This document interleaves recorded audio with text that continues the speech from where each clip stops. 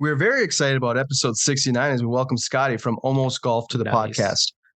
Omos Golf is a company that offers top shelf divot tools. Their Instagram handle is at Omos Golf, OMOSGOLF.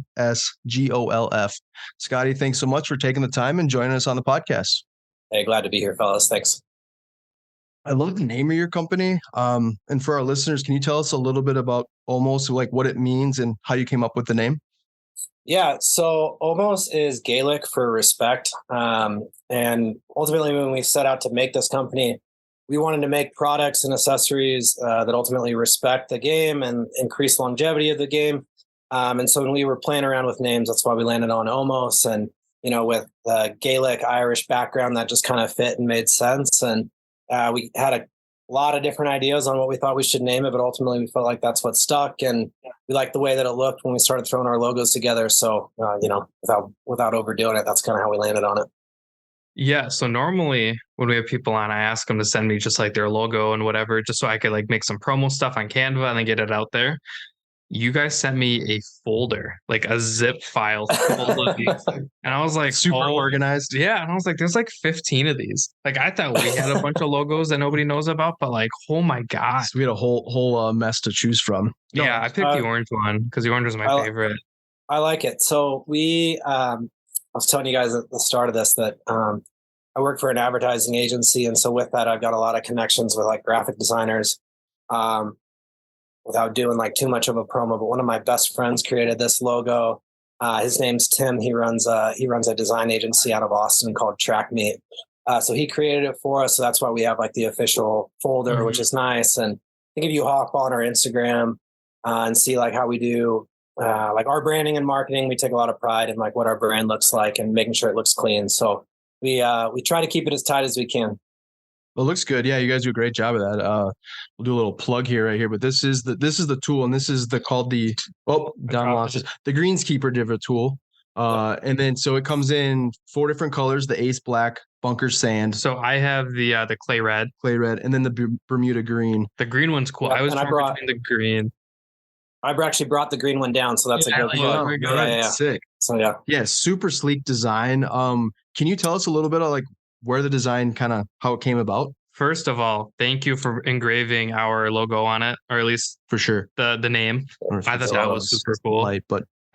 That was super nice of you. Yeah, thanks. You're welcome. I play with these things all the time, man. These are great.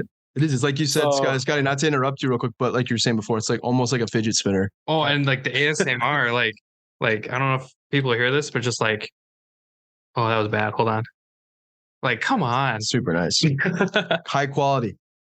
My ADD's done. But where did the sleek design come from? How did it come about? Yeah, so my partner Jason owns a product design company and manufacturing and engineering company. And so I actually went through the process with them as like one of their clients. So we went through iterations and iterations of trying to figure out what the right design was for us.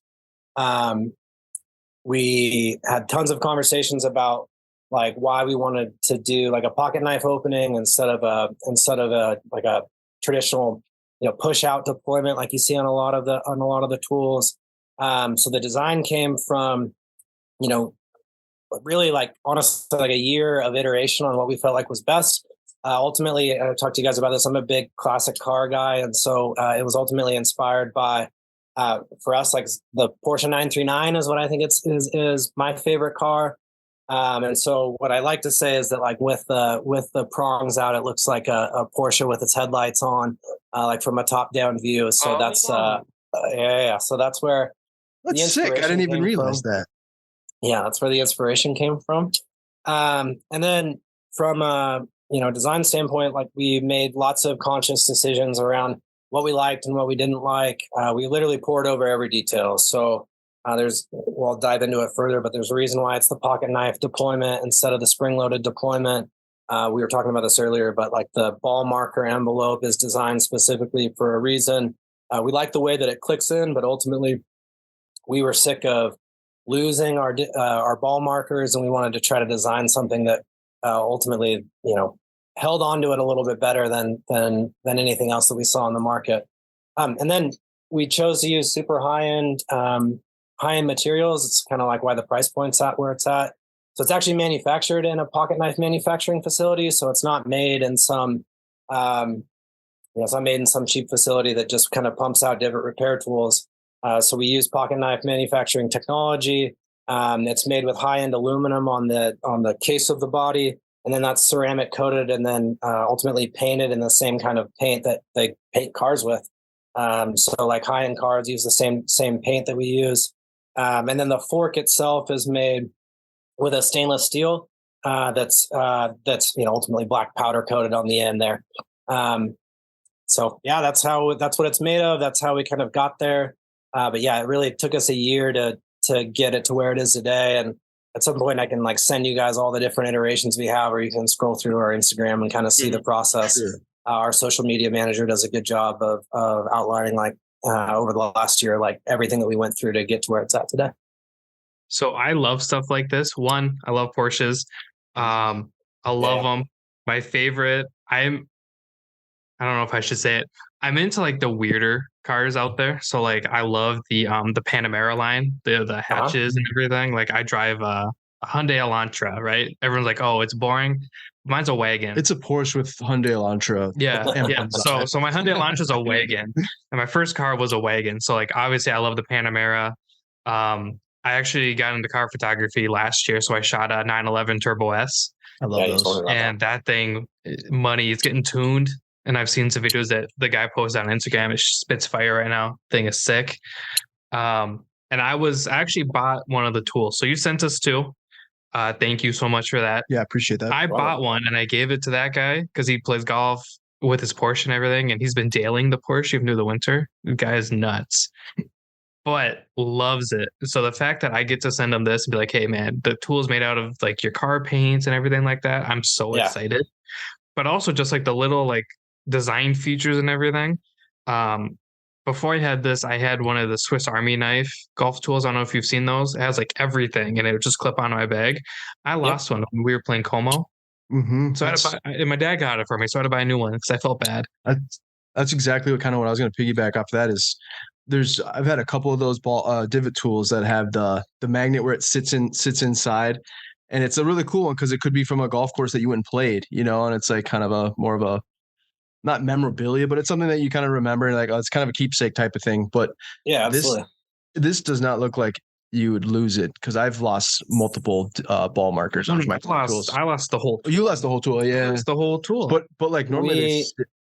We talked about that a lot as we were going through the design process. Like, we hear all of it on our social. Like, it's an expensive tool. It's not. I know that you can buy one on Amazon for $10 or something from your clubhouse for $15. So if you're going to spend the money to buy our tool, we wanted to make sure that we did everything we could to make sure that you held on to it. So with it comes like a care package or like a care instructions like booklet as well, but then also just like the felt holder, ultimately just like keep it and clip it somewhere, put it away when you're done with it.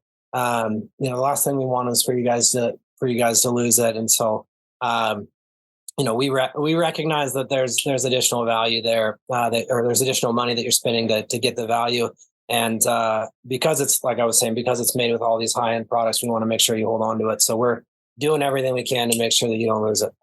Yeah. And I'll pay for something if if the quality's there and it has like a cool story. Mm-hmm.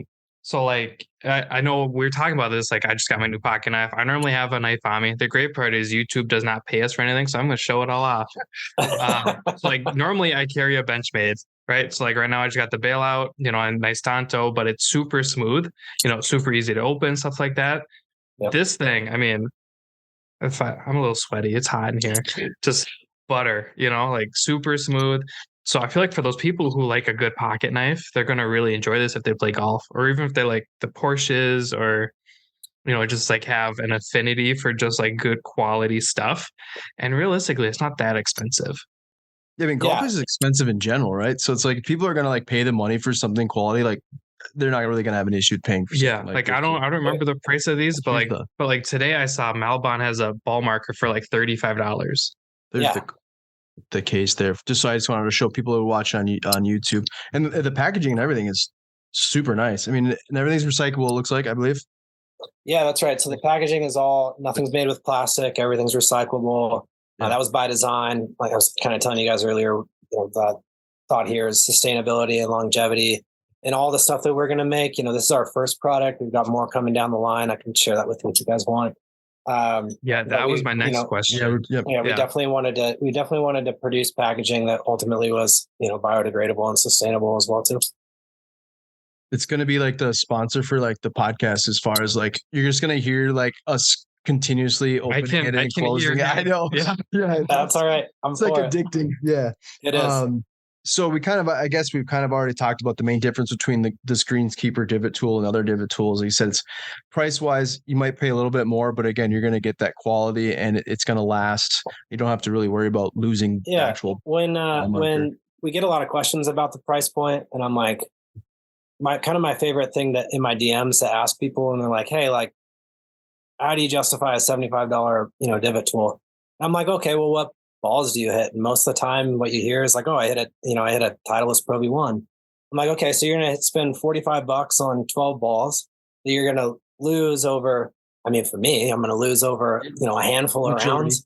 Yeah, a handful of rounds. But you're not going to spend the same amount on, another accessory for it. So you guys kind of hit on it for me. You made the point already that like, golf's not a cheap sport. We're not trying to make it more expensive. We're just trying to give you something quality that ultimately will, last you forever. But what we're hoping is that, and what we notice when people get it in their hands, like you guys have been saying, it's like you feel the quality once it's there. And if you don't, like what I've told people, it's like, hey, if you don't like it, send it back and we'll refund your money. It's no big deal. So, yeah. Well, I feel like the people that would complain about the price are also the same people that like get the new driver every year. Where it's like they'll spend, $500-600 on like the new Stealth or the Paradigm or whatever, but then it's like, oh, $70 for a tool. I'll never do that. It's like, well, you just spent $600 on a new driver just to slice the ball in the woods. And the fact is, all you got to do is follow us for like a month, and we're going to run a sale. You're not if you're paying $75, we're running all sorts of marketing and advertising. So just wait it out. You won't have to pay. I think the one I gave as a gift, I got like through the Black Friday deal. Yeah. So it was like $55. And I was like, perfect. Do you get like DMs just like, hey, like $50 good?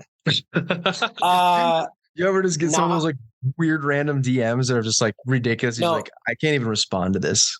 That's so fun. We get ridiculous DMs. We get ridiculous requests all the time. Actually, the most ridiculous stuff is like people will ask me to just send it to them for free. And then they'll say that they'll promote it. And I'm like, I want these in the hands of as many people as possible, but it's also, we're also trying to run a business here. Like I can't really just send it to you for free and hope that you'll talk it up to your buddies. So that's kind of the most ridiculous as it gets. But it's funny when we're going to make a big push to move into retailers. And so we're talking with a bunch of, just like shops and retailers and, just wholesale opportunities. And those conversations can get interesting too, but they're more fair. But the funniest is the random guys who reach out and they're like, I'll just promote it at my club, and it's a high end product, and so if you just send it to me for free, I can get it in there. I'm like, well, all right, I don't know about that. If you can cover shipping too, that would be great. Yeah, that's right.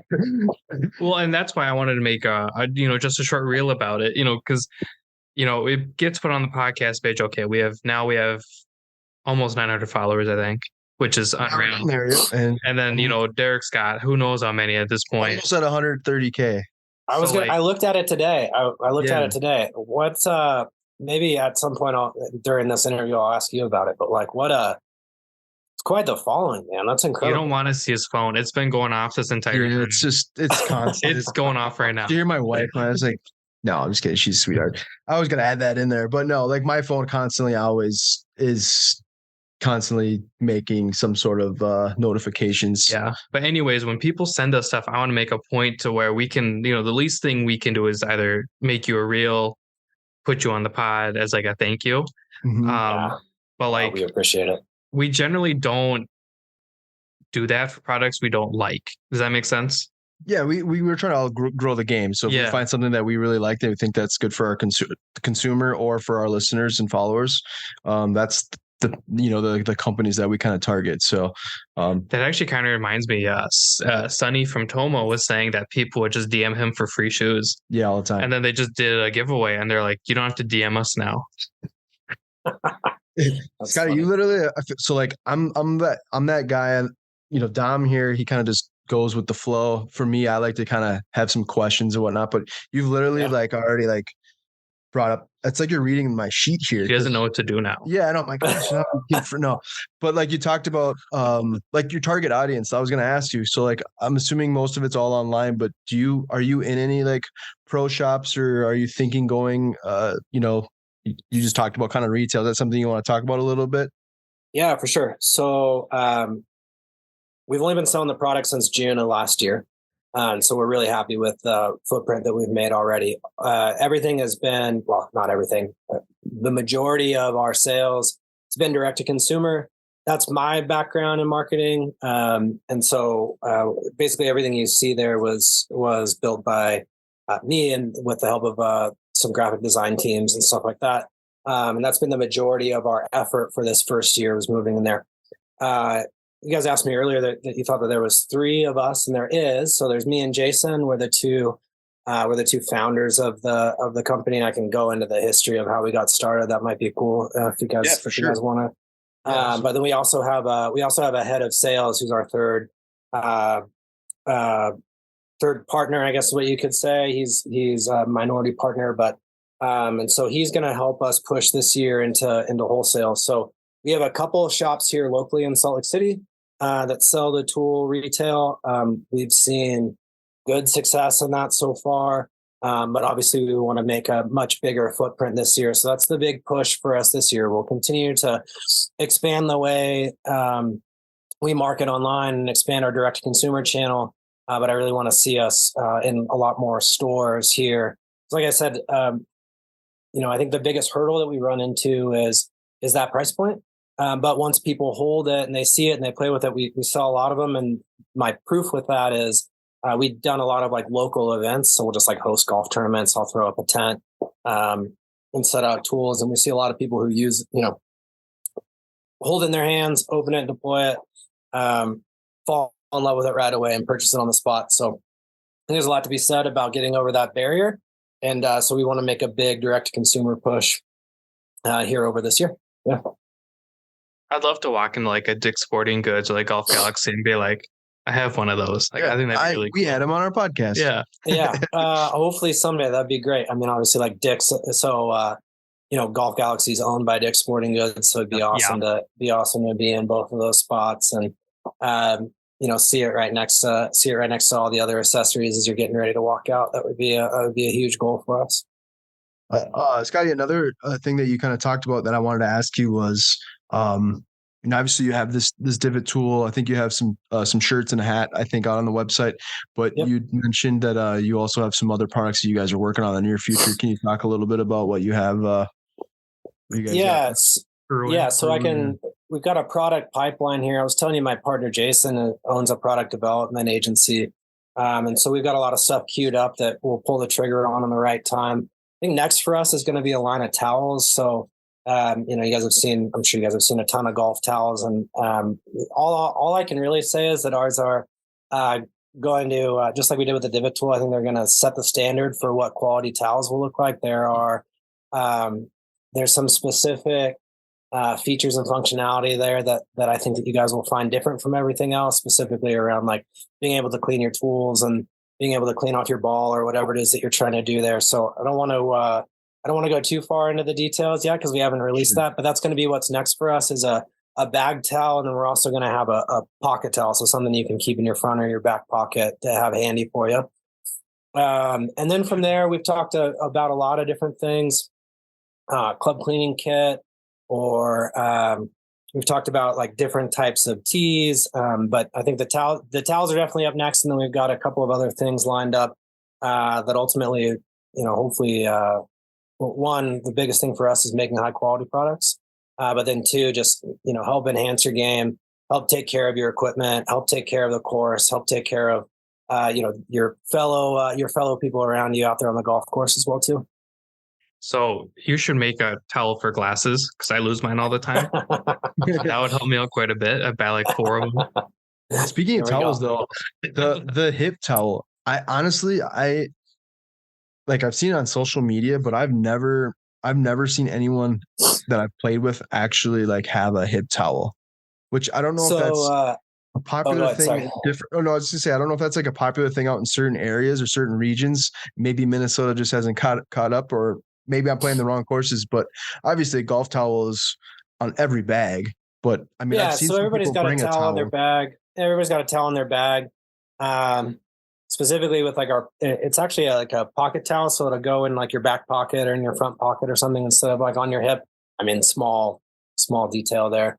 Sure. But the thought there is, it's like, hey, if you, I don't know, if you hit a green, or if you're like me and it's in the spring and you're in the rough and whatever, and you've got a bunch of like dirt on your ball or something, and you've left your bag on the cart that's 50 feet away or something like that, on the other side of the fairway. You can clean off your ball without walking back and going to or getting your hand messy, or getting wiping the ball on your pants or something like that. Sure. We actually really like that idea. The hope is that we can keep it one, functional and easy to use, but two, discreet. Like, we don't want it in your way. We don't want it. The feedback that we've got from people is that they don't want something hanging off themselves, because golfers it'll throw them off in some way. Yeah, that was kind of my thought. That's was like, because I've seen some people like they'll clip it on their belt loop, and I'm like, I've only seen that like I said on social media. I'm like, I don't even know if that's a real thing, but but it's that much makes smaller. more sense. Yeah, It's that makes much smaller. more Think sense. of it like a the size of a handkerchief instead of like a fuller length dish towel or something. Awesome. Well, I'm super excited about that. Hopefully, so This year. we always, yeah, as I say, hopefully we can see that coming out sooner than later. Because I mean, with the quality of the divot tool, I'm assuming that's going to be quality towel too. So that's exciting. Well, we love towels. Like, it's such like a dumb thing, but like towels are the best. And like, it's important for the game of golf. Oh yeah, and we're like for us with our Low Skull Ferals Serapa tacos, towels. So like, I can't wait to see yours. Yeah. And I think, you can go to your favorite brand and get a towel that's branded. I think that we've shown that we're going to do something a little, we'll do something a little bit different. And like I said, I'm going to hold off on the surprise detail just until it's time. But you guys are going to be happy with what we've kind of come up with. It's going to hopefully solve some problems for you. Does it have like a built-in like beer cooler? You know who does that? Like Pins and Aces or something like that. They do something like that, actually. Yeah, I have one sleeves. I just talked about this last week, and you missed it because you weren't there. I was not. Yeah. Yeah. I was thinking just like maybe it like doubles as like a koozie. I think that'd be kind of cool. So that's cool. What was it? It was a video I seen yesterday or the day before, and it literally looked like a laptop briefcase, and he like opened it up, and there was like 12 or 14 beers in there, and it like literally looked like he was like he was going to the office, like he was just like walking to the golf cart, and he's like, "Dude, check this out." And he unzipped it, and there's like 14 beers. I've seen all sorts of like interesting and funny alcoholic beverage dispensing items that have come out. Like I was talking about the beer sleeve that like fits in your bag, but then I also saw it might be Pins and Aces too. I'm not trying to like promote them up. They've got like a liquor dispenser thing too. I don't know if you guys seen that. Have you seen the one that looks like a golf club?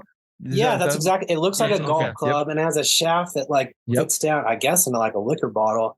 And you press a button and it'll dispense. I don't know. I thought that was pretty cool too. Kind of like remind me like a caddy shack or something like that, where they have the beer dispenser right in the golf bag.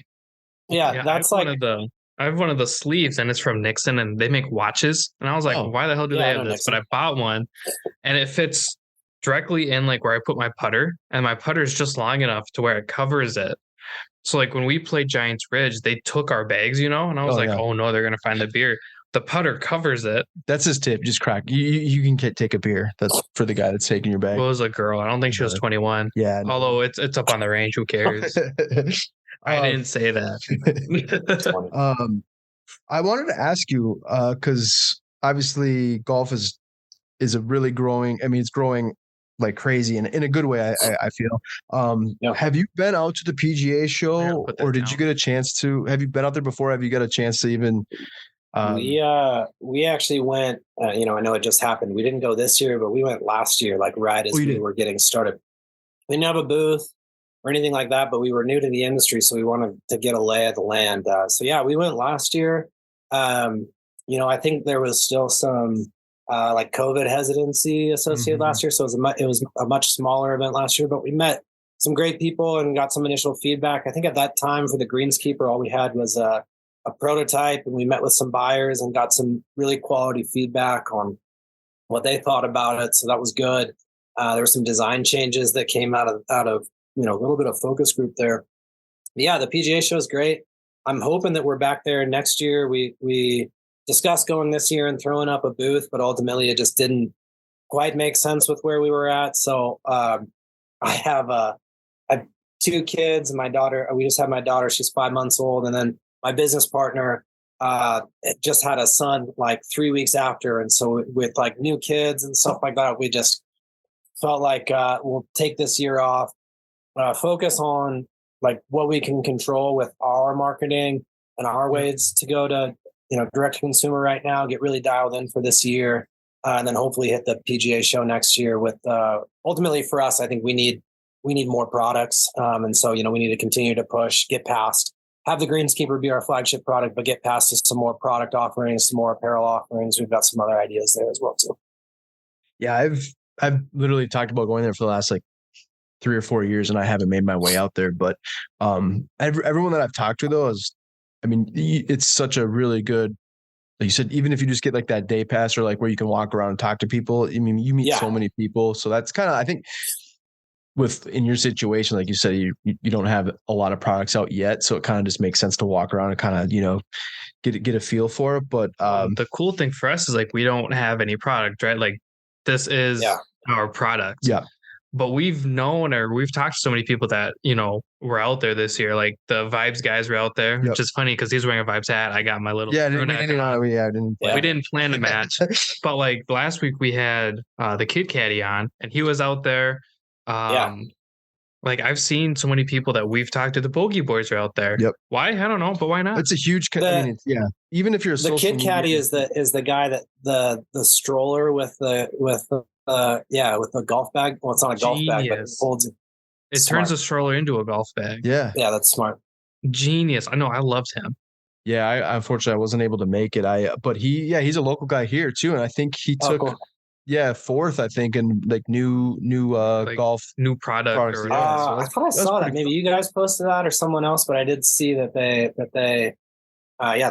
got 4th place. I thought that was really pretty big achievement. So cool. Accomplishment. We should like put the podcast up and be like, what place would we get?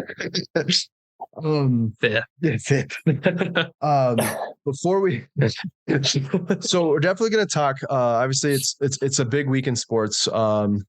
Super Bowl Sunday is coming up, and then obviously the Waste Management Open is taking place this weekend as well. So we'll definitely talk about that.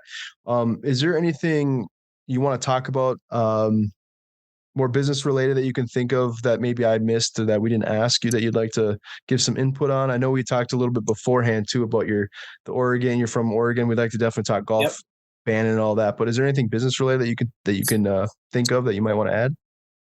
No, I mean, I think that, everyone that listens to this and is interested just needs to know that we really think that we've created the best divot tool in the game from a quality standpoint, from a longevity standpoint. We say this a lot, like we want this to be the last divot tool you'll ever use. So we hope that you pass it down from generation to generation. Actually, the origin of this and the idea came from my grandfather, who passed down his pocket knife to me when he passed. I still have it.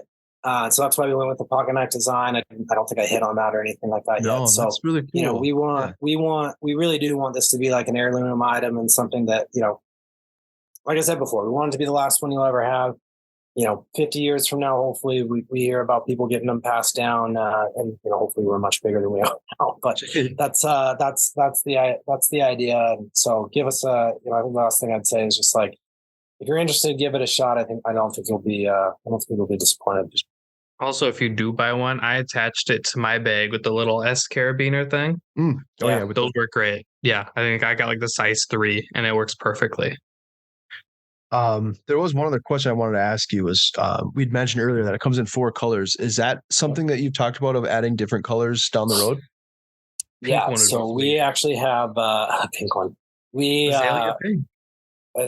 so actually you're hitting on exactly what we've talked about in the future. So we kind of Dominic, I think we talked about this early on. I'm a big sneakerhead and like big fan of like Nike drops and stuff like that. And so in the future, what we want to do is come out with like limited edition runs of like an azalea pink, 1 to 50 numbered divot tool for the Masters, or specialty ball markers, or and I think that you guys will probably see that in the years to come here. But like, yeah, here's a pimento cheese sandwich, colored divot tool where like the outsides are white and the inside is like the yellow for the pimento cheese. So yeah, we're gonna do all sorts of limited edition runs in the future. I was telling you, like, my background is in like marketing, and I've got a lot of graphic design friends, and so we'll probably do a lot of that in the future with artists as well too. So yeah, a lot more colors and colorways to come. We're just what I'll say right now is we're getting our feet underneath us and getting ready to do some pretty cool stuff that you don't really see in the golf industry. And like I said, it was sponsored by sneakers, and I'm also like not as into it, but like a trading, basketball card collector, and like you can get like rare basketball cards and stuff like that. Kind of the same thought process. I just pulled a Bradley Beal jersey card. Oh, did you? Yeah, out of a baseball card pack. You did? Yeah. You have a baseball card pack? Yeah, That's crazy. Dude, I don't buy any other baseball cards. So just to like touch on the tools again, if you're doing a Azalea pink one, I want to cut because I said it. You did say it first. He gets a royalty. I don't want a royalty. I just want one of the tools. We'll send you one for sure. We'll send you one for sure. It's on the podcast. Hold me to it. I'll hold you to it. It's on now. Yeah. It's on wax. Also, I may or may not have just bought the Jordan 4 golf shoes on GOAT. So my favorite golf shoes are my favorite shoes in general. Let's talk about being a sneakerhead. Or so I have they're the golf shoes, but they're the Jordan 5 grape golf shoes from the Wingfoot US Open. So they made specific Wingfoot. I wish I had them with me right here, but I don't. So that tournament that the US Open that Bryson won at Wingfoot a couple years ago, those are my favorite shoes. And I also have like some Air Maxes from the Masters a few years back as well too. So I'm right there with you that I like to have a shoe game on the golf course that for sure. Look good, feel good, play good, I think is what a lot of people say. Yeah. That's the one really cool thing about the way the golf game is growing is that like the whole fashion sense, like we're both big sneakerheads as well. And it's like, it's awesome because Jordan, we could have this debate, but obviously LeBron James is almost about to break the scoring record, but I was going to talk about that too. You might do it tonight. Yeah. I'm 33. So like, God, you're old. My all-time favorite player is still MJ, and I am a Kobe guy too, but I'm a Michael Jordan fan, but you got to throw LeBron obviously up there because the things he's doing at the age that he is, and it's like that fine wine. It's like he almost like looks in better shape as like the older he's got. He's thinned out a lot, but you can tell he's definitely aging, but he's still like putting on crazy performances on it. Day in. I don't think the internet will come for me if I say that he's lost a quarter of a step. Like, is that okay to say? No, I think you're right. I don't think he's as like. I'm not a basketball guy unless it's like Timberwolves because I don't know. Like I grew up in like the era of Kevin Garnett playing with Wally Zerbiak. And to me, that's my favorite. Like everyone's like, "Oh, Michael's the best," and I'm like, "Dude, have you not seen KG play? Like, dude, KG's huge, plays defense and can score. Like, shut up. It's KG. I fully understand that Michael is the best, but for me, it's KG." Yeah. Where was I going? Well, everybody has their own favorite, right? So I live in Salt Lake City, but I'm from outside of Portland, Oregon originally. And so my favorite basketball player all the time is Dame. And I love Dame Lillard, and he's so watching him and with like kind of transformed that franchise. And like being a Blazer fan, there's lots of years of hurt there. I think that Minnesota Timberwolves fans can maybe Oh yeah. have some sentiment there. A little too But well. yeah, but going from like Brandon Roy, and then when I was a kid, it was Clyde Drexler, and MJ used to go up. If you're old and you're 33, I'm older than you. So I know those. Yeah, but I know exactly what I'm talking about. Brandon Roy actually played for the Wolves for a short period of time in the end of his career. He did. It's hard because like I'm clearly the youngest one here. So like I said, I grew up with Kevin Garnett, Wally Zerbiak. And he's a big baseball guy, and I like baseball, but I'm way more into the basketball. See, when you said fine wine, I got mad because like if you talk about fine wine in sports, it's got to be Verlander for baseball. I mean, dude tears ACL, marries Kate Upton, and then wins a Cy Young over the age of 40. That's unreal. What a career. So I played baseball in college. Before I got into golf, I played baseball. So I played baseball growing up, played baseball in college. I was, still really into baseball. I think I'm like more into golf now, but talk about a career, Justin Verlander. Like, I don't know. Dude shreds his arm, comes back, wins the World Series, wins the Cy Young, and then just signs a monster deal with the Mets for 2 years. We literally are covering every sport topic. We went through it. Some dude got rocked the other I seen that. Yeah, I did see that. We got to get back to the golf picks though. Yeah. We can do that. We're definitely going to cover that for sure. But I just wanted to touch base on like you said, you're originally from Oregon. Bandon Dunes. Can you talk about that? Have you played there? What are some other courses that maybe? I mean, Bandon is kind of like the mecca, I think, out in that area as far as like staycations or golf package deals. Didn't you guys just play? I thought I saw stories about it. Yeah. So I'm from Oregon originally. A lot of my buddies are from there, and we're fortunate that Bandon is 3 hours away from a lot of my like really close buddies from growing up's home. So I've been there twice the last 2 years. So I do a golf tournament every year with my buddies, just like small, like 8 to 12 of us. We've got a trophy, whatever. But and we bounced around from place to place. We played like the Monterey Peninsula. We've played Central Oregon, but we went to Bandon last year. And I don't know if I can really overhype it enough, but like we got through the week last year, and before we were checking out, my buddy like threw down his credit card and he's like, put it on the schedule for next year, like schedule it up already. Like there was no debate on where to go. I just, that good. I don't know. I don't know if I can say that I've played anything else like it. I've not been to Scotland or Ireland or anything like that. I've not played internationally really. But it's just a different feeling when you're there. What I love about it is like everything's just like centered around golf. It's like this big property, but it's in the middle of nowhere, and there's just nothing else to like do or think about. And like everybody that's there is just like you. They're with their friends, they're with their family, having a great time, golfing and getting exhausted and maybe beat up on the Oregon coast because it's not exactly the like weather friendliest place of all time. But the courses are just incredible. I think the rankings would show that. Yep. If I were to, I could try to compare it to something, but I don't know if I really can because there's these like 5 world-class golf courses in the span of a couple miles.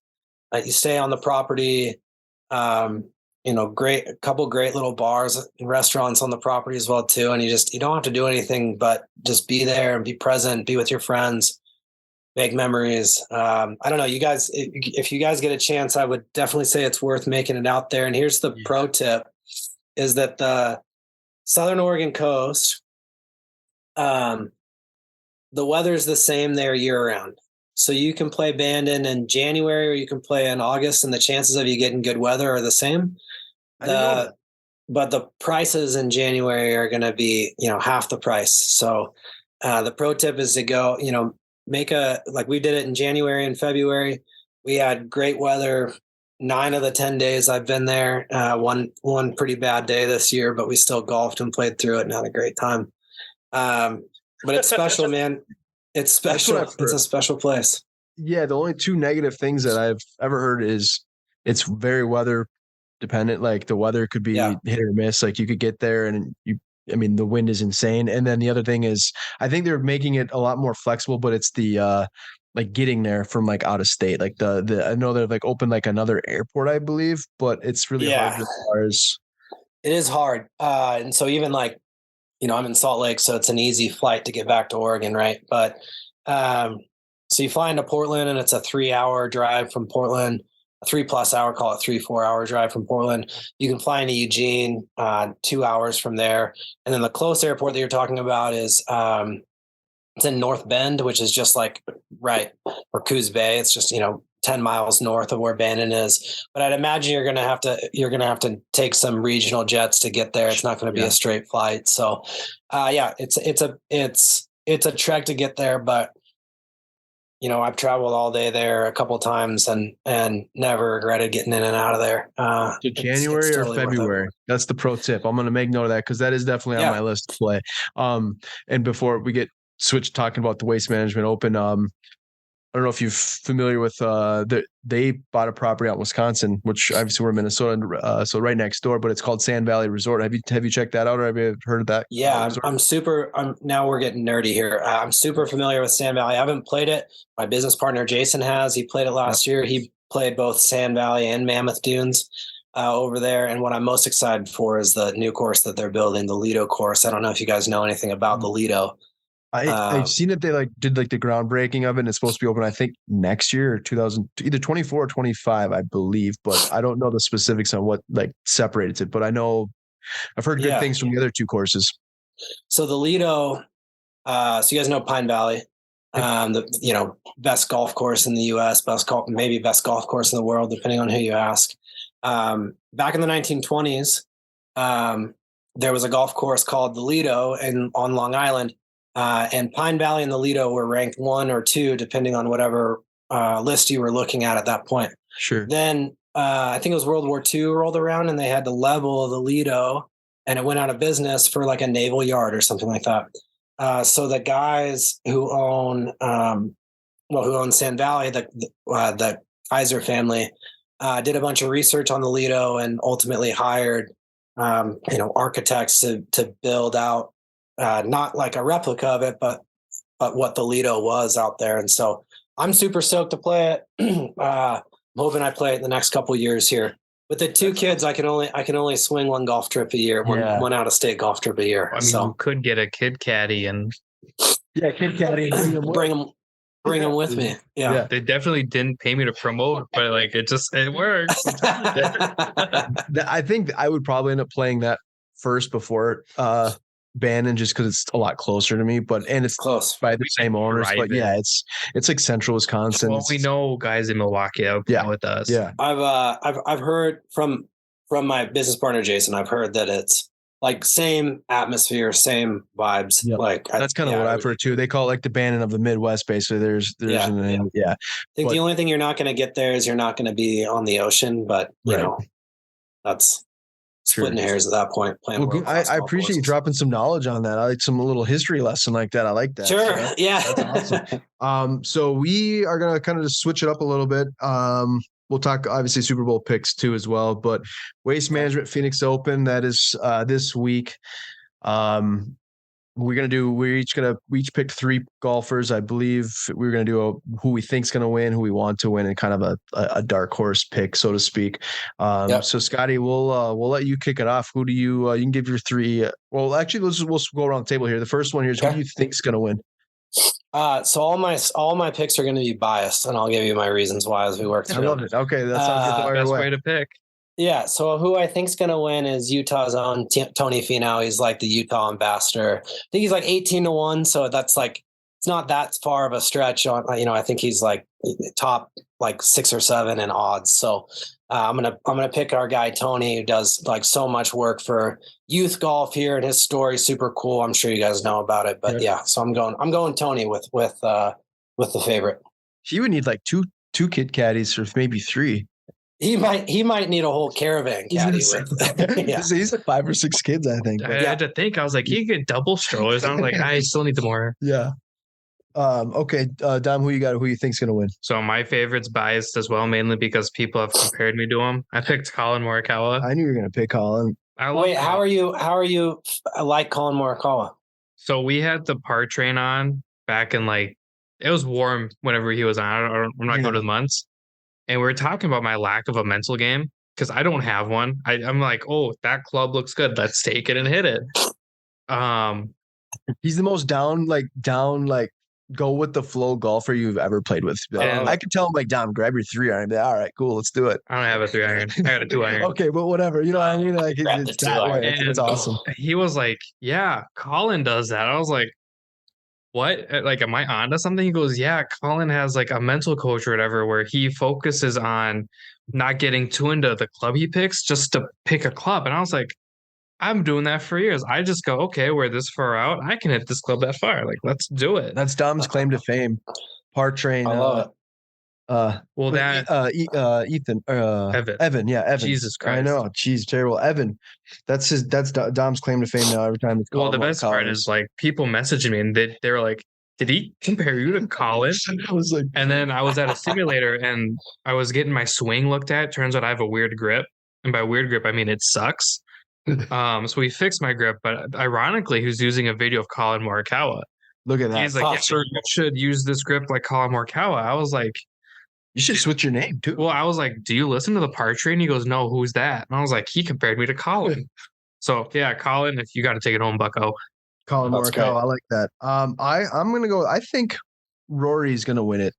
I think he's plus 850. I think he's like second or third right now, favored to win it. And yeah, Colin's plus 1800. Yeah. So again, Rory, I know there's been a lot of with the live and the PGA and all that. There's been a lot of people that hate Rory and people that are obsessed with Rory. But I just think overall, he's probably got my favorite golf swing of all time. And I think great golf swing, incredible. Yeah, it's one of the prettiest swings I think I've ever seen. So, and he's playing good golf, and I think his mindset's in the right place. I think that's he's due for a big year here one of these years, right? Yeah. Like it's gotta be soon. He's gonna turn the corner. Like, I mean, I remember watching him when I was younger, and there are just times where he would just be, especially with his irons, just be so nasty. Like you could be watching the second round and he'd be so dialed in. He'd be like, this tournament is over. Like if he's going to play that way, then anyways, I don't think there's a lot of guys you can say that about. No. Yeah, I mean, a lot of people did kind of compare, like he was going to be the next Tiger. I mean, he had that Tiger-esque, even with the physique and all that, like his mentality. Yeah. But yeah, same thing. He would have already almost won the tournament by Saturday afternoon. Yeah. You know what I mean? There's another full day. So, yeah, I think if he does get hot, I think he's going to be one of those guys that's going to be tough to stop, tough to beat. So, yeah, that's what I'm going to go with who I think is going to win. Do you want to do who do you want? So that we just kind of go. Yeah. Let's go. Was it like a snake? I don't know. Yeah, we'll go backwards. Snake who I want to win is my guy. I talk about him a lot when the PGA Tour is cooking, but is Ricky Fowler, one of those other guys growing up. 33, Ricky, Rory were those two guys that were kind of I paved the way. Former waste management winner. Yeah, exactly. And that atmosphere, loves Ricky Fowler. And so I think if he can get, start off with a good Thursday and put himself in there in contention and just hang on to it. And I know he's been doing some more stuff with Butch Harmon back to the swing and all that. And did he lose his card? No, but he had a chance. There was a couple where he had to play qualifying tournaments because there was his exemption was coming up. So he still technically does have to, I think, qualify for tournaments, I believe. You're talking about Ricky's swing. I saw, it's probably on something on Instagram, but I saw a comparison of his 2022 to his 2023 swing.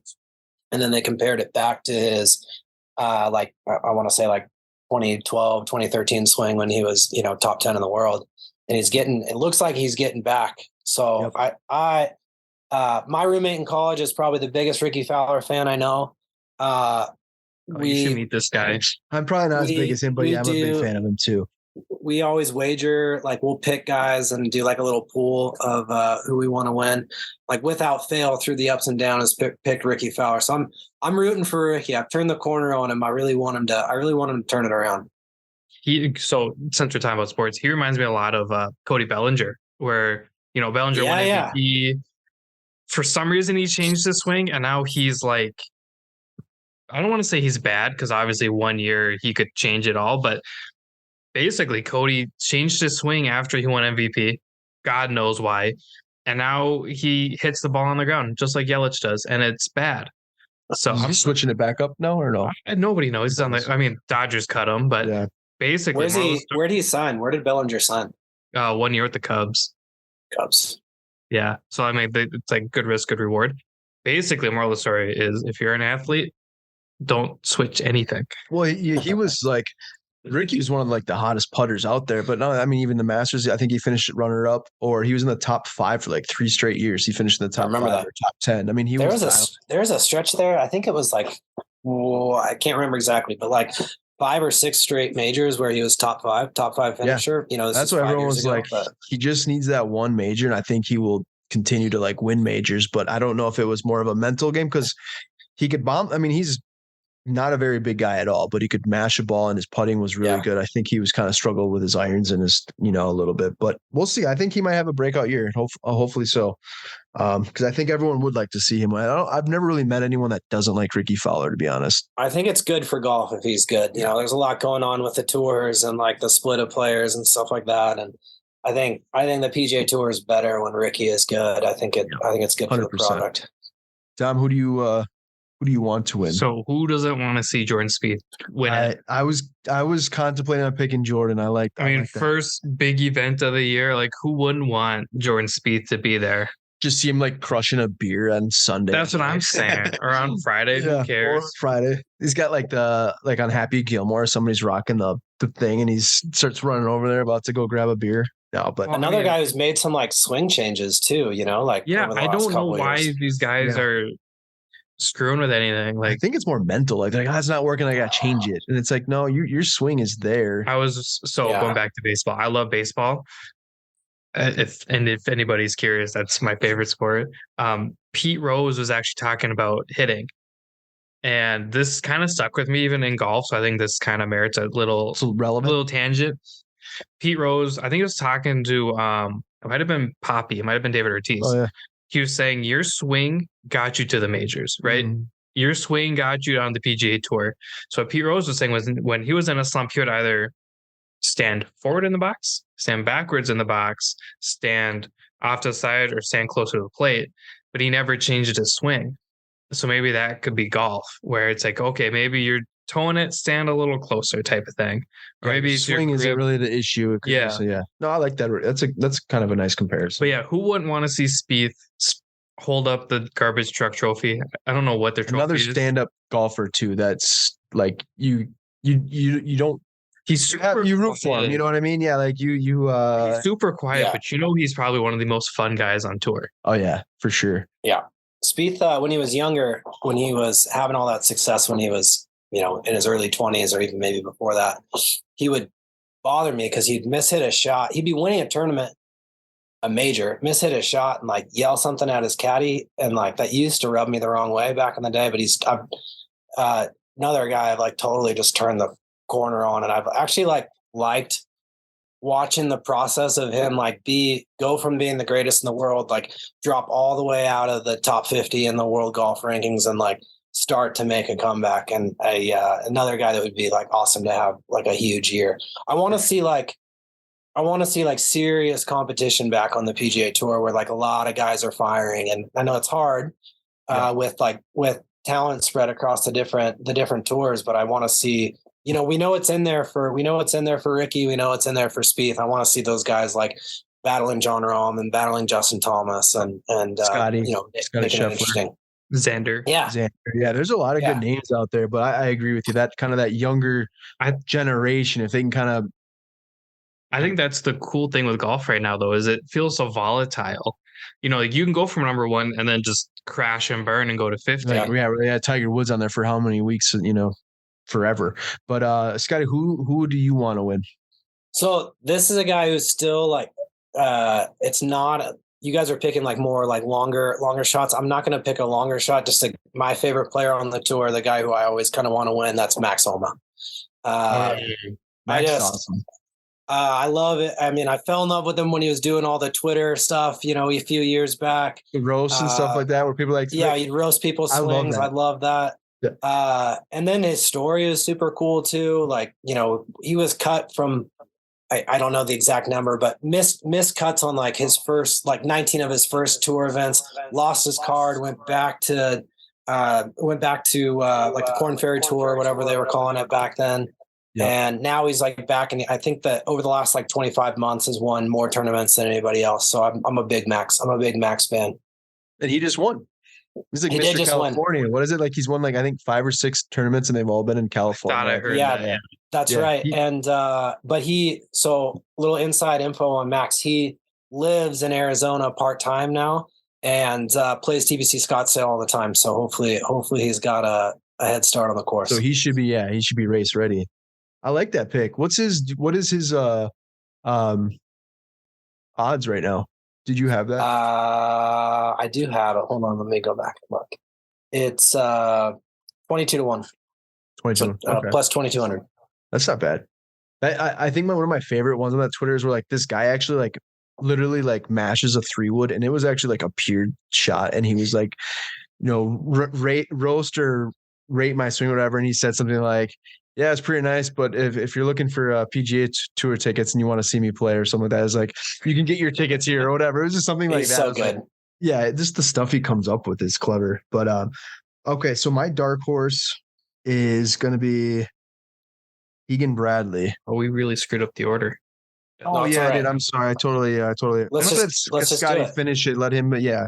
So my dark horse is Keegan Bradley, another one of those guys that's been around for a while. He kind of had some hiccups, mental issues. I know he had like his pre-shot routine that took like 17 minutes, but he's kind of got dialed back in. And I think like with Bobby Berger, the Bobby does sports, Bob does sports and all that, like they've kind of developed this like relationship or friendship, I should say, not relationship, but friendship where like I think you can kind of see now like the lighter side of Keegan Bradley. And he's like, cause I feel like he was very like intense. And I feel like he's turning a corner for sure. And he's a Jordan guy. And so I like that too. Jordan That's guy. Cool. Yep. I think like at some point this winter, there was that member guest tournament at Jordan's club, like at the Grove, I think is that called? Yeah, the Grove. That's right. Grove, Thank you. And Keegan was paired with Jordan. Like Jordan picked Keegan to be his partner. And I was like, how, like, you got to give the guy some sort of respect out, like, because Michael Jordan can pick anybody in the world that he wants to play with. He wants to play with Keegan Bradley, so got to give him something for sure. Dom, who's your? It's my turn. So I went with Cameron Champ. Oh yeah, okay. He's another young guy that's got a lot of talent. Hits the ball well. He's got plus 30,000 odds, so like that's a true like dark horse. That is a true dark horse. I never know what to pick for the dark horse, especially since I didn't see Bubba, because Bubba's my favorite. So everybody's like, "Oh, he's gonna go with Bubba." I did not go with Bubba because I could not find him on the odds sheet. Bubba's live tour guy. That doesn't mean anything. Well, he's not playing that tournament. No, he can't play. Well, I thought he was still injured. No, I think he's healthy now, but I thought he was still injured. So the only tournaments technically he can play in are majors, right? Yeah, right now. Yeah. Yep. So anyways, I went Cameron Champ, hits the ball well. I feel like he's just a solid overall player, and I feel like 30,000 to 1 is not doing him quite justice on what he can do. Plus, I kind of scrolling through it, and I'm like, oh, I like that. So yeah, you went like straight up real dark horse, which is I was. Well, isn't that the point? Yeah, no, I was like scrolling down there quite a bit, but I'm like, plus 7,000 still isn't. I mean, it's not terrible, but 30,000. But it's nowhere near there. Scotty, who's your dark horse? My favorite thing was before he answered, Scotty was like, "Well, what do you consider a dark horse?" I was like, tell me how dark I need to get here. You know what I mean? Like, I didn't want to pick like I don't know, like Corey Connors or something like that, and have you guys be like, "Oh, he's like 80 to 1. That doesn't count," or something. Yeah, so I'm glad you guys clarified. All right, for me. My dark horse is Wyndham Clark, and I know you guys are gonna be like, "Oh, who picks Wyndham Clark?" I almost picked him. I did you? I did, mainly because I have his autograph. That's the only reason. So I don't have any like deep Insider knowledge or anything. The only reason why, so he's 130 to 1. The only reason why I'm picking Wyndham Clark is, like I was telling you, I'm from Oregon. He went to the University of Oregon. I root for him and Aaron Wise. Those are both University of Oregon golfers, former University of Oregon golfers who are on the tour now. So, and I only picked Wyndham over Wise because Wyndham was longer odds. I think Aaron Wise is like 80 to 1 or something like that. So gotcha. Wyndham Clark's my dark horse. Okay, so I have his autograph because I believe he was at the 3M Open the first year, because I think I have a Max Homa autograph too. Yeah, Cameron Champ won that year. Was it not last year? The year before? First year, I think. Yeah, he won 2 years ago. But yeah, I like to pick Wyndham. There's been a few times I picked him just because of his name. It's kind of a dope name, actually. Wyndham. Yeah. My dark horses never make any sense. Well, Champ. I mean, it's literally got champion, like, right? You know what I mean? Like, that's a pretty. It's pretty awesome last name to have. We've seen him win events before, so why couldn't he win this? That's kind of my thought process. For sure. When he made a run a couple years ago, Champ, like, what was it? Like, I think it was the COVID year or after the COVID year where he was he was right there the whole way. Yeah, 2020, because that was the year he won the 3M here. That's in our in Minnesota here.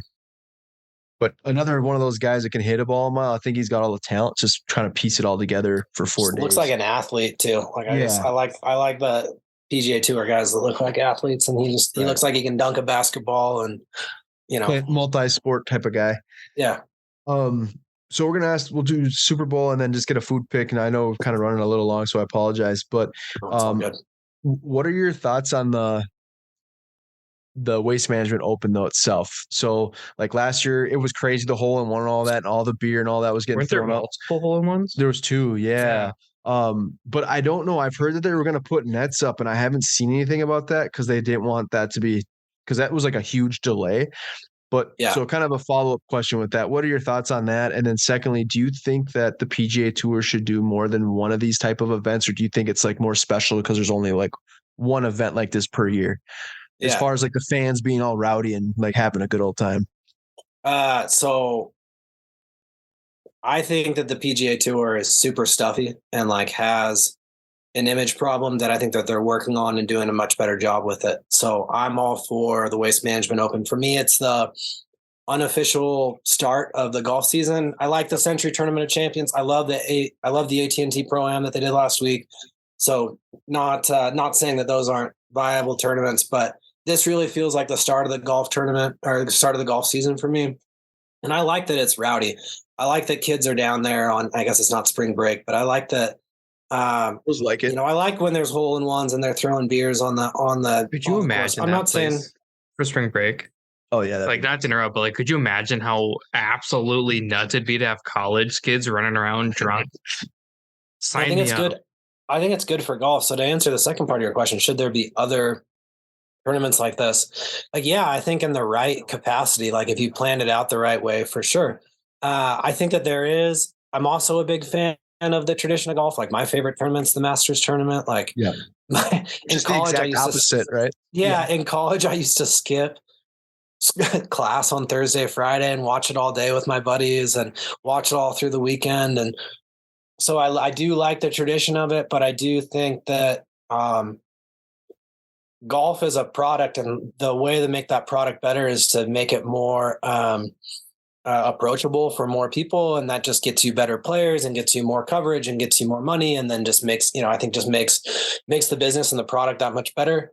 So I think that they should definitely do more things like this. Like imagine if they did we'll just pick on spring break, a spring break tournament in Miami where it was like something similar. It'd be a lot of fun. So I think that there's a lot that they could expand on there. And to the people that like, throw shade on the Waste Management, it's like, well, then enjoy the rest of the tour. Let the guys have this 1 week, and clearly the players like it too. So the players. I've never seen one of the players like talk bad about the term. I mean, the environment is pretty awesome. I think for me, if I was to like expand something a little bit differently, I think like a night golf tournament would be really cool, like in prime time. Like prime time TV, like whether it's a 4-day or if maybe it's just a 3-day tournament, but like Friday, Saturday, Sunday or something like that. I think that would be awesome. Like, well, what they did that. I don't know if it was the match in particular, but Tiger Woods did that night golf, tournament, not tournament, but charity event this year or whatever. And I thought that was match pretty cool. I just want to see them hit glow in the dark balls and just watch them get launched. You know what I mean? Like, I think that'd be crazy to watch, like a DeChambeau just absolutely murder a ball that glows. To just feel like a 380 tracer. yards. Yeah, no, Oh, that'd be pretty so sick. cool. Okay, so a couple more questions and then we'll wrap it up. I said I No problem. Okay, Super Bowl Sunday in Arizona as well, which is going to be an insane time, I'd imagine. Probably. What a time to be in Arizona. I wish I could be down there. I imagine it's got to be uber expensive down there right now, or over there, I should say. But still, regardless, be a blast. We haven't really talked any football. We talked basketball, baseball, and golf, obviously. But first, are you an NFL football fan? Who's your team? And then secondly, who do you think is going to win the Super Bowl? Yeah, big NFL fan, do fantasy football, probably gamble too much on football during the year. Did you win this year? No, I did not. So I'm in 3 leagues and I finished in third place twice. But the hard part finishing in third place is, you play the consolation match that, you lost the week before. Mm-hmm. And my score in the third place match would have won me the title in both. If I would have won the week before, I would have won 2 titles. The other one I finished like 6th or something like that. So no wins this year, but no last place either. So that's good. Yeah, some crazy first, third, and fourth. Yeah. First, third, so you won one this year. Yeah, that's I beat my boss. It was pretty good. He goes, "Oh, you won?" I was like, "Yeah." He goes, "Do you want a cookie?" And I was like, "Do you have a cookie?" Because like, hell yeah. My team is the Bills. So this is kind of a roundabout way to become a Bills fan. So I was a Washington Redskins fan all growing up, and then when I was in college, there was just like, that's just a mess of a franchise under Daniel Snyder. We weren't going anywhere. It still is, right? And so it's like the only time in my life I still get shit to this day from my buddies where I'm just like, I'm done with this team. I'm like, I can't root for them with the way that it's run, and then just like all the underlying like social issues with that team. And so I was sitting on the couch with my roommate, and he was like, well, you have to pick another team, and it can't be, you can't pick the Pats, which I'd never pick. I'm like anti-Boston, but like, I think you can't pick a good team. I was like, fine. I picked the Bills, who were like the worst team, like for the last 20 years. Bad. Yeah. And so now we're in the sunshine, but I've been through it with them. So I'm a Bills fan by total circumstance, but it's been a fun ride. It's been a fun ride along the way. So hopefully we finally get over the hump next year. I just don't think they just didn't show. They looked off when they played against the Bengals. I mean, Cincinnati just beat us. I don't know how to say it any other way now. They look better everywhere. They did. And so I don't know what to say other than that. But I think the only defense I have for the Bills is it was just that team's been through a ton since they lost to Kansas City last year, like with 14 seconds left. And like Dawson Knox's brother died. And then there was sorry, not to get so morose, but there was like the shooting in Buffalo and then the DeMar Hamlin thing. And it's like, I think that team just went through so much over the last year that it's like, I think that it just took their toll on them. And they had a ton of injuries on defense in particular. And it just wasn't the year. So hopefully next year. That's an exciting couple of teams though. The Bengals, Chiefs, and the Bills, like that. Those are all really good teams with really good quarterbacks. So that's the AFC is in a good spot. The AFC is going to be a lot of fun for you. We'll be there for a while. Absolutely. So who do you think what do you think Kansas City is going to pull it off? Yeah. So I like Kansas City. I think that Philadelphia, like position by position, is probably more talented, but I'm going to take Patrick Mahomes, and like, I'd rather lose with Patrick Mahomes than like bet against him and be like, yeah, why didn't I take Patrick Mahomes? I think that guy's, not breaking news here, superstar. And so like, I'd rather lose with him than bet against him. That's how I feel. I feel like position wise, they're all pretty similar. They broke it down to where they each have like 3 or 4 all pros or whatever, and the records are the same, points are the same. But who's won it more recently, in terms of experience, it's the Chiefs. Like, I understand the Eagles have won it, but a lot of the players who were on the Eagles when they won aren't on the Eagles anymore, other than like Jason Kelce.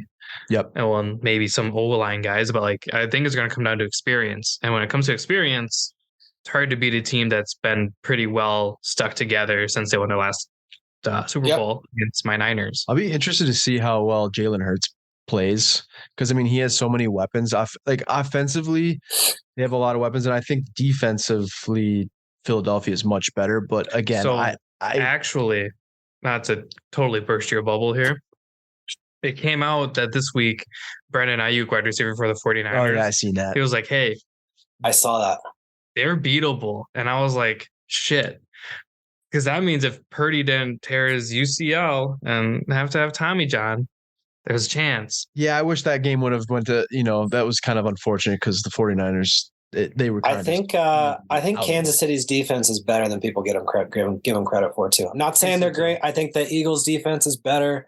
That's not what I'm saying, but I think Kansas City's defense is better than people give them credit for. Sure. I think they do. I think what Kansas City does better than anybody else is improvise. With all Mahomes' little shovel passes or under the hand passes, I feel like there's always a way that they find to get the ball to the playmaker. Yeah. Whether it's McKinnon coming on late in the year or they somehow Kelsey's always open, which always bothers me. Like you got only his whole career. Only his whole career. You think that they'd figure it out, but no. You would think. So for me, it's going to come down to experience and who can get open more. Well, I mean, it's Chiefs 2 for 2. Yeah, I'm picking the Chiefs too. I know like their secondary is a little beat up, but I mean, obviously they've had a couple weeks of rest. So, and you don't have to be the best defensive team to win the Super Bowl as long as you know what I mean. Like it's kind of proven that like if you have a decent defense and you have a really good, arguably the best quarterback in the league. That's shifty. It's hard, like you said, it's hard to bet against them. So that's kind of who I'm taking as well. The last question we have for you is we always kind of end on a food question, and basically two questions, kind of two. So if you had one last meal, it could be a whole day. You can start with breakfast, lunch, and dinner. What would it be? And then secondly, if we're coming to Salt Lake City in that area, what would be something that you would suggest us to go try as far as a restaurant? All right. Last meal, breakfast, lunch, and dinner. For breakfast, I'm gonna have French toast with bacon and over easy eggs. And if it's my last meal, I'm going to be honest, I'm probably having a mimosa with breakfast. Like we're going to have a day. Okay. We're going to have a day. Screwdriver. Sure. Why not? It's the last sunrise. Day. Both. Yeah. Do everything. Tequila sunrise. For lunch, I'm going to have like a really good Italian sub. There's a really good Italian like sub shop here called Caputo's in Salt Lake City. I'm probably going to have one of those. And then dinner's easy for me. I'm going to have a ribeye steak with a caprese salad. And then for dessert, I'm just going to have a bunch of scotch is really what I'm going to have for dessert. Okay. It's my last day. Yeah. Ribeye is my favorite cut. So like a really thick ribeye steak and a caprese salad. Sounds good to me. And then, sorry, Salt Lake City food recommendation, is that what yeah. If we were on that area, what would you suggest for us to go try? So Salt Lake's kind of a sneaky good food town. There's like really good like new American restaurants, but I think if you're coming to Salt Lake, if you're going to eat at one place, this is going to sound random, and I'm probably going to get some heat. If my buddies are going to listen to this, I'm probably going to get some heat for this. I'm going to eat at Feldman's Deli. So Feldman's Deli is a Jewish deli here in Salt Lake City. They make like mile high, like pastrami and corned beef sandwiches. I don't know if you guys like Reuben's and stuff like that, but I love Reuben's. Just, I've eaten at Katz in like the famous place in New York. It's like right on par with that. And you can like get a beer there, and like the atmosphere is cool. If you go at night, they've got live music, super good sandwiches. I think I'm going to Feldman's. I totally thought you're going to be like, McDonald's. I honestly was like, you're going to say like a fast food restaurant. Like, we got one like No. Little local deli. Very, very good. Very approachable place to eat. Awesome. Scotty, man, thanks so much. It's been a pleasure. Appreciate you taking the time. And like I said, I know it went a little longer than probably we'd said it was going to go. So appreciate it. We had a blast, and love to have you on again when you get some of the other products released, and we can kind of go over those items as well. And so maybe later on this year or even early next year, whatever kind of works, we'll have you on again. would love to do a follow-up. Like I told you before, I know that you guys have done a couple of local Utah companies. Let's get you guys out here, get you guys on some courses. I can show you guys around and show you what I was telling you about the $50 golf in Salt Lake City. It's beats just about anywhere. It sounds like a plan. Appreciate it. Thanks again. And you have a good rest of the week. And if there's anything that you need from us as far as putting the what are you trying to say? The link. Do you have a link or anything like that you want us to? Are we doing anything with No. for? Okay, we're not. Okay, I just wanted to make sure. So cool. No, I mean, yeah, if you guys want to link out to the site or whatever on the notes or whatever, that's fine. And we'll probably end up promoting this. Well, not probably. We're going to end up promoting this on our social channels. So yeah. Yeah, I'd tag all of the stuff in the comments. I do like hyperlinks and everything. I think Derek was asking like if we set up any kind of promo code, which we did not do. Okay, no, that's fine. I just wanted to make sure if in case we forgot anything. So. No, it's such a premium item. Yeah. Which I mean, I'm not going to put them on the spot either, but like I love it. I think people will love it. Same. I said I just didn't want to forget if there was. So no, for sure. Again, Scotty, thanks so much, and you have a good rest of the week. All right, fellas. Go Wyndham. Yeah, go Wyndham Clark.